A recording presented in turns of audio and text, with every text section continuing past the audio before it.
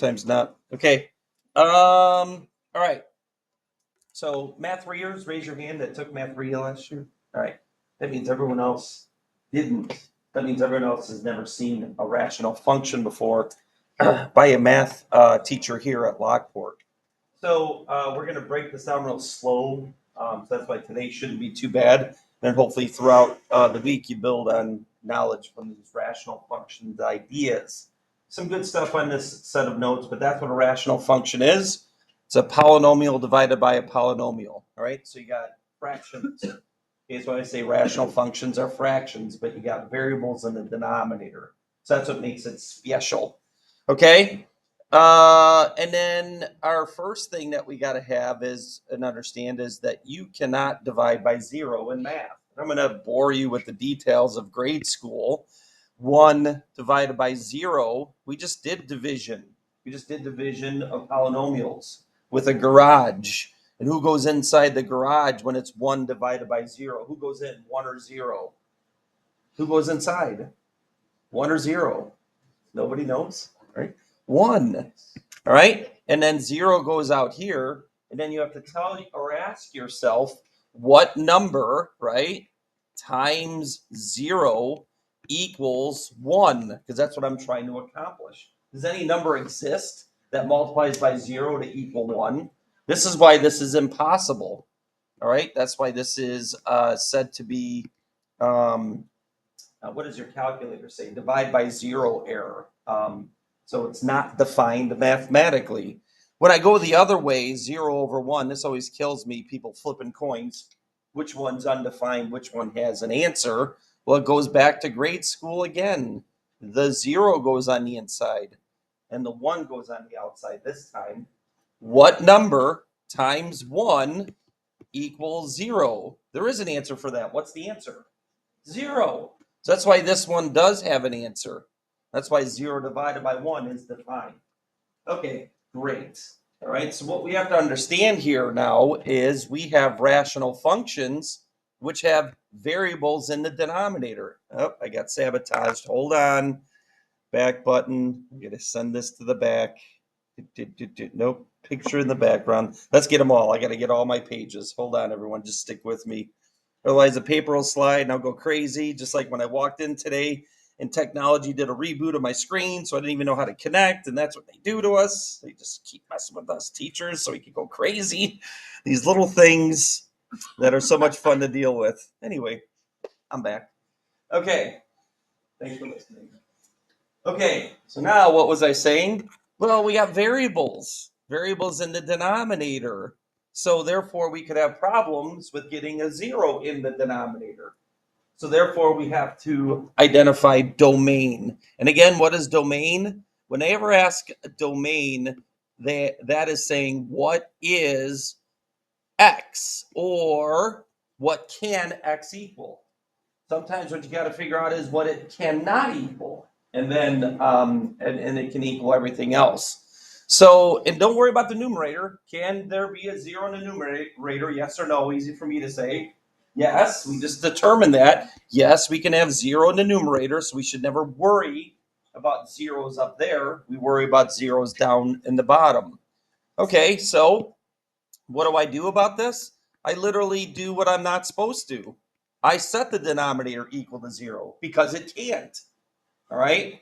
I know that's weird. If you don't like that, then set it not equal to 0 and solve that not equal to sign. Whatever. It's a very simple concept, though. All right. So therefore, and then this is going to lead to something which we're not going to actually do today. Hopefully tomorrow. So subtract 12, divide by 3. That means x cannot equal -4. I almost couldn't calculate that. My brain's on a Monday. So what is the domain? When we write that in interval notation, it's all real numbers except that -4. And that's really what this means. Honestly, that's what a not equal to sign means when we talk about what would be called set builder notation. And that's what we used to do. This used to be like, used to say this, x such that x cannot equal -4.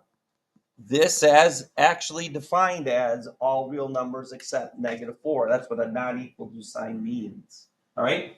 At least that's what it used to. Hopefully, it still does. As the world changes. All right, and then good foilers say it. Good factors. This is why you're doomed if you don't know how to factor. We're into rational functions now. There's going to be multiple times you're going to have to know how to factor in order to figure out stuff. Right away, I cannot have 0 in this denominator. That means I need to solve this not equal to sign. We'll keep going with that. And the denominator cannot equal 0. That's what I just defined up here from grade school. All right, what multiplies a -24 and adds to -2? Hurry up. -6 and +4. All right, I want the notes to be done. You don't want to hear me, blabber. 6 and then x cannot equal -4. So how do I write that? It's kind of annoying. This gets annoying in interval notation because it's all real numbers and you got to go in order. I think most people are okay with that, but I got to ding you if you don't. -4 happens first, then 6. I don't know why I put that as a negative. That was just a brain mishap, short circuit. Monday, let's play Mondays plus technology. Okay, and then I won't do the not equal to 1. All right, so that's what the domain is. All right. It is everything else but those two numbers that create a 0 in the denominator that makes math not work. Oh, and then why don't we do this one first? Okay, this one you could probably go right away. Domain is -infinity to, who go first? -3. Union at -3 to 4, because 4 would create a 0 in that denominator, and then that's it. So it can equal every other number. Couldn't care less about the numerator creating a 0 up there. That's something different when you get into this. So 2 things today. One is domain of these new rational functions based off of the simple idea that this cannot happen. You cannot have a 0 in the denominator. By the way, just for giggles, what do you think 0 divided by 0 is? Mind blown. How many people say 1? Raise your hand. How many people say 0? Raise your hand. How many people say undefined? Raise your hand. How many have the inability to raise their hand, which looks like about 75% of you? I thought someone was going to raise their hand, which goes against what I just said, the inability to raise your hand. Did you raise your hand at all? Did you? The answer is undefined. Go ahead and type it on your calculator. Isn't that crazy? Type 0 divided by 0. Of course, that won't lie, right? Whatever technology tells us, that's what we do. We follow it to the letter. Right? This generation. Okay. All right, isn't that what you got? Divide by 0 error, right? See, you learned something. Okay. Oh, I gotta water my plant. Poor thing all weekend. Hey, it finally rained too, right? Did anyone feel that water coming out of the sky? That hasn't happened in like a month. Nice. Okay. Now, input, say it. So I like this chart of values, and actually, I think I talked about this when we had way back when the 6 functions, and I made you graph them. What was it? Linear, square root. I'm gonna embarrass myself. I think a cube, maybe even a cube root. I don't know. I know there were 6 of them. Oh, absolute value, V's. Remember, we had to input, output, and make a V, and then parabolas, and then finally the 1 over x function. All right, so over here, I want you to draw these asymptotes. What did he call me? I'm just kidding. Vertical asymptote and a horizontal asymptote. What do you got your Chromebook open for? That too. All right, and then a horizontal asymptote. Okay, so we do have both, and we get to analyze the horizontal asymptote today. Tomorrow or Wednesday, we'll analyze what's going on here and why this is happening. Okay. Yeah. Okay, so we have to know that, like, what is 1 over 10,000? Like, as I plug in big numbers for x, what happens to the input? Say it. Output. What happens to the outputs? So I get 1 over 10, which is 0.1, 1 over 100, 0.01, 0.00. What are these y's becoming? They're becoming so small, they're essentially what number, but not quite. 0. And then same thing on the other end. When I plug in negatives to the left, when I'm throwing these negatives get, actually you're supposed to say larger and larger and larger, because when the numerical value gets smaller but it's negative, it's actually getting bigger, right? But anyway, you can see that this is getting closer and closer and closer to 0 from the other side. Let's actually say that. So what this leads to is how do we describe this behavior? And it's through limits. We've already done limits with you guys. All right, and then take this one. Hey, now you're going to find out something, and we're going to add to this. We are our vertical asymptotes, right? Our vertical asymptotes are at the naughty values of the domain issues, the zeros of the denominator. It's because of how the graph behaves, and we're going to analyze that with the charts coming up, like looking at these things. So anyway, x minus 6, x plus 4, right? We just had that. Correct. And then lo and behold, look at this. Oh, they already have them drawn. Darn it. I wanted to draw them in, together, us and you, and, but it's already there. So, and that's what they are. They're imaginary lines that we make as dotted lines, and the graph approaches but never crosses, right? That's because there's a domain issue right there. The graph doesn't exist there. But then before and after, the behavior of the lines is quite obnoxious. That certain things happen, and we'll analyze that when we look at our charts. I think tomorrow or Wednesday, whenever we do vertical asymptote analysis. Okay, so really easy day to day. We don't really need this right now, but I want you to be aware of it. This is brand new to over half of you. Even in Math 2 Honors, we didn't do rational functions. So this is something you're just going to have to grab every day and move on and be able to handle it here. But still the same thing occurs. And if we look at this, look at what happens when I plug in big numbers. I want you to focus on this. This denominator has a larger degree.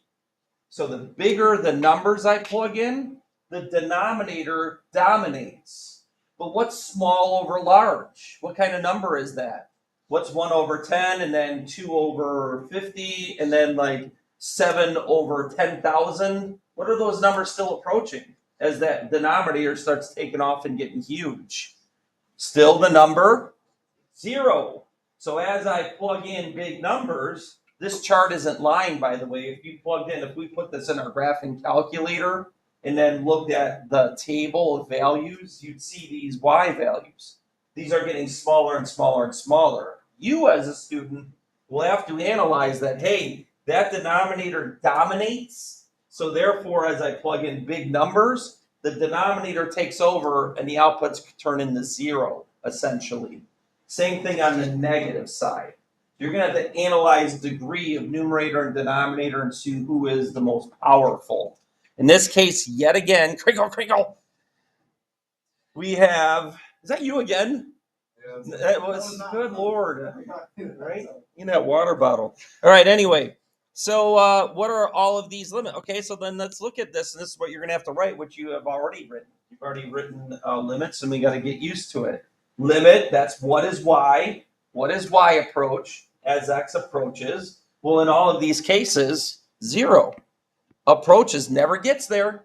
You will always have some sort of value that's 0.0000 and then a number, but it's so close to 0, we get annoyed. Let's just draw that boundary line and show the graph approaching that boundary line. That's what we do. Okay, and then the same thing with this one, 0 and 0. Everyone okay so far? This is all we're doing today, right? So it should be locked in. All right, but then there's some other conditions. Okay, let's go to the next page. Well, I'll be darned. Well, that's just a line. F of x equals 3. So pretend, input, say it. I have nowhere to input anything. Well, then pretend there's a 0x there, right? Maybe not right, but that's actually what's happening. When you have a linear situation that's horizontal, you could say b plus 0x, mx plus b. But as long as I have a position, when I plug in all these numbers, I will only get 3 as an output value. That's why you get a horizontal line when it's y equals 3. And that's y equals 3, 3, 3, 3, 3, 3 every single time. It's not really a great one. I like this one. Look at what happens to the charts. You have to trust this. We could go to the graphing. Do you really want to? You want to type this in the graphing calculator, or do you trust me? I'm a trustworthy guy, right? So look at the degrees though, and this is why this occurred. And again, why am I ignoring the x and the 4 and the 1?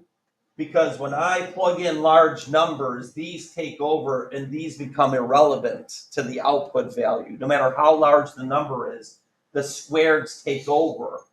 But by golly, when it's x squared over x squared, these essentially cancel each other out because they're equal in degree. When I plug in 10,000, and that is one of them, this is 10,000 squared over 10,000 squared, which essentially kills each other. But then in front of them is a 9 and a 3. What's 9 divided by 3? 3. Look at the output value. Okay, and that's not a coinkydink. This is exactly why this is occurring when I plug in large numbers. Whatever I plug in for the squaring cancels, but it's 9 times that number over 3 times that number, which results in 9 divided by 3, which is 3. So this is not a random event. And then same thing on the other side. If I plugged in negative 100,000, your calculator eventually shuts down and just says 3.0. I don't have enough decimal places to take it all the way out, 2.9999999. So eventually you'll just see 3.0 there, but it's not 3. It's close to 3. All right, so this is the next rule you have to understand. When the degrees are equal, then you are approaching that constant in front of those squares. All right, so for both of these, for the first one, the linear, well, it's always y equals 3. But the real special case is this one. And then again, highlight it. This is what you eventually have to understand. These are equal. They are the highest degree in the numerator and denominator. So the asymptote that these approach, or the output value as you plug in large numbers, is that coefficients divided together here. And maybe be smart as a note taker to write 9 over 3. That's where you're getting this 3 as a calculation. So these are end behavior limits. And that's all we're doing today. It's so easy. Yeah. It's so easy. That used to be a commercial. Nobody cares. All right. So the line y equals b is a horizontal asymptote of a graph when the limits equal these. So when this is equal. That was like that last one where we had 3 as an answer there. You get my drift. Or it could be y equals 0, which was the original ones. So now here's what this is. Here's the rule. All right, here's the rule. End behavior asymptotes. Here we go. We got a mathy thing. And we're only talking about these are the leading degrees of the numerator. So let's put this there so we can help our reading. That is the leading degree in the numerator. And then that's the lead degree in the denominator. This is what you need to identify when you're doing end behavior limits. This is it for the day. And then we'll go to the last page and the questions are going to be answered super fast. Okay, when the leading terms have the same degree means you have y equals a over b, the coefficients in front of those. That is the last example we just did. So we started with the most popular, or not most popular, the one that we really need to focus on the most. All right, whenever those degrees are equal, then it's just whatever those coefficients are in front. Just the way it works. Input, say it. It's the way input output works. It's the way it happens. We're talking about, plugging in large numbers there. All right, and then when the denominator dominates, that's when, now look at the n's and the d's. We're just using letters to denote denominator and numerator degree. So when the numerator's degree is smaller than the denominator, we instantly go to the default y equals 0. It's because when the denominator dominates, you're getting small over really large. Small over really large is always getting close to 0. All right? And the bigger the number you go, the bigger the denominator gets quicker. All right, it's much stronger, much more powerful, much larger. All right, and then when the numerator dominates, this is the only one that we have not seen in an example here. There is no horizontal asymptote. There is no horizontal asymptote for this. What there is, though, is what's called a slant asymptote. And the math readers may remember this from last year. Okay. So we're going to put that here when it's exactly 1 degree more than what you have is a slant, or let's say linear. Well, a horizontal is linear as well, but a slanted linear asymptote. I'm actually going to show you when the degree is larger than 1 in the numerator, and then we'll get to that later. I'll probably show it on my calculator, some examples of when the degree is 2 bigger than the denominator, or 3 bigger. It's actually a very simple concept what happens, but not right now. You don't really have to worry about this at all. This is later, okay? We need to worry about equal or the denominator is larger, right? And then we have y equals 0. And then this is how simple it's going to be. Here we go. Determine if the following rational functions have a horizontal asymptote. If the function has a horizontal asymptote, write the equation. So it doesn't say write limits, right? Which are synonymous with horizontal asymptotes. Numero uno, does this have a horizontal asymptote? Yes or no? 3, 2, 1, go. Yes, this is Mickey Mouse stuff now. This is where you lock in. Anyone that's so confused right now, I don't know what to tell you. I just literally told you. When the degrees are equal, none of this matters when I plug in large numbers. They don't count. They don't really do anything for the output values. These dominate. So what is the horizontal asymptote? Y equals what? 3/5. If we put this on our graphing calculator and then looked at the table for an input of 10,000, you'd probably get close to 0.6 as an output value. 0.6 is 3/5 as a decimal. All right? So that's what's going to happen, both on the positive and the negative side because of how things work. Next one, do I have a horizontal asymptote? Yes or no? Yes. Where is that horizontal asymptote? What is it? Y equals 0. It's because I hate when that turns off. It's awkward in here. All right. That dominates. So therefore, this would be small over large. But if I plugged in 10,000, this would be 20,000 over 10,000 squared, which is a 1 with 8 zeros. 20,000 over a 1 with 8 zeros. What would that be? 100 million? 6, 7, 8. I think so. You're going to get almost 0 out of that. You literally are. It's going to be 0.000, then like some sort of number. Should actually have played around with that, but anyway. Yes or no? 3, 2, 1, go. Yes or no? What is it? Y equals what? 1/2. 4/8. Oh, let's write 4/8 just so we can get a little chance to reduce. So we see the numbers that we're actually dealing with. Next one. Yes or no? Y equals what? Come on, that's y equals 0. You don't even have you have degree 0 in the numerator. So the denominator is really going to take off fast as far as large is concerned. Y equals what? 3, 2, 1, go. 0. Surprised we don't have any no's. Okay, then write a limit statement describing the end behavior, okay, of the following. Be careful on this. Hopefully in the next day or two, we're going to do those vertical asymptote behaviors. So for sure, left means this: limit of f of x as x approaches negative infinity. That's left on the x-axis. All right, well, here we go again. We got this and this, so those are equal. So therefore, I have them going to 2/6, which is 1/3. Then the same thing with this: limit of f of x, but to the right is x approaches positive infinity. Same thing, 1/3. So we would draw that horizontal asymptote and expect that. And that's what ultimately we're going to end up doing when we get this stuff done. And then this one, let's go ahead and not be lazy. I was about to be lazy on a Monday. Looks like somebody has a case of the Mondays.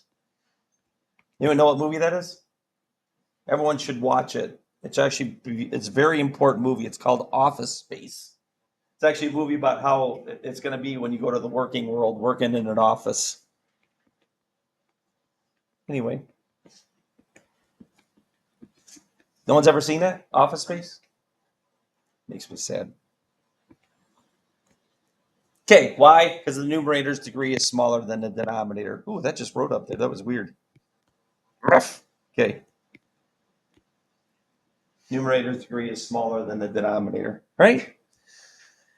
Okay, and then analyzing a picture. So the first questions, they had the picture with the graph. We're going to eventually get to that. You're going to have to know the picture with the graph. That's exact. The picture with the equation, so what the graph looks like. You're eventually going to have to do that.